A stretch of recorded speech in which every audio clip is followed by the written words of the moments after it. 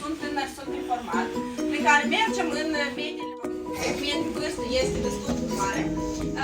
Filialele acestuia sunt spații prietenoase și sigure pentru tinerii din municipiul Timiș. Din agendele noastre, cu vârsta de 14.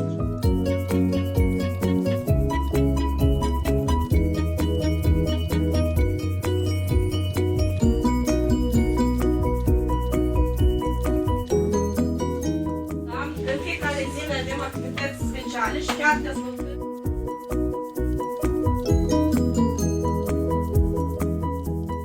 Pentru relaxarea voastră și asta pentru că nu vine doar cu sesiuni teoretice, ci mai mult. În afară de faptul că ne prestăm aceleași servicii, avem și specific. Așa, exact. Da? Și poți participa la toate activitățile din centru. Deci am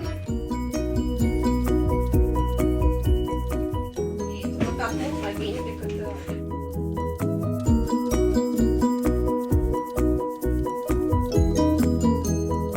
cluburile de interes. Noi avem clubul de sport, clubul de engleză, clubul tinerilor, anume la nivel de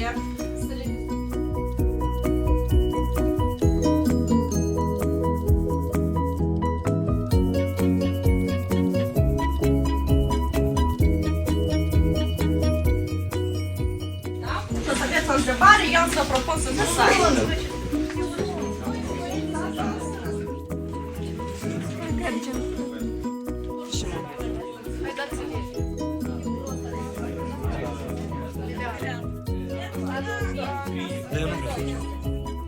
Toți persoanele care au trecut de această etapă.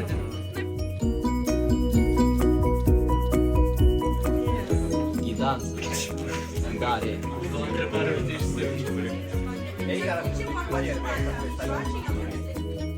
Da? Și joacă împreună cu voi, adică voi trebuie să înțelegeți. Asta primițiori. De exemplu, clubul de engleză, eu am foarte conservatori care ia împreună.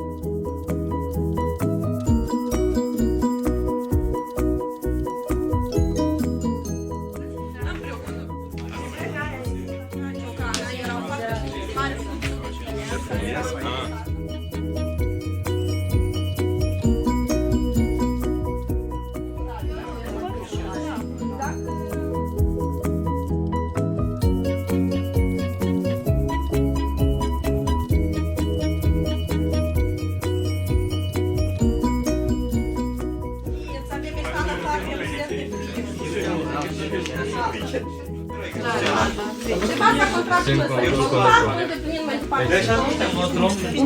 Ca și activități, prima activitate a fost unii dintre noi iubesc să meargă la nopte libere. Era să petreacă timpul liber împreună cu rușii noștri și așa.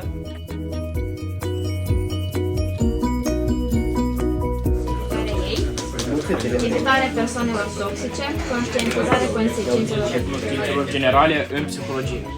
Traininguri de educație financiară organizate de timpul liber vă sunt interesant. Practicarea unui sport.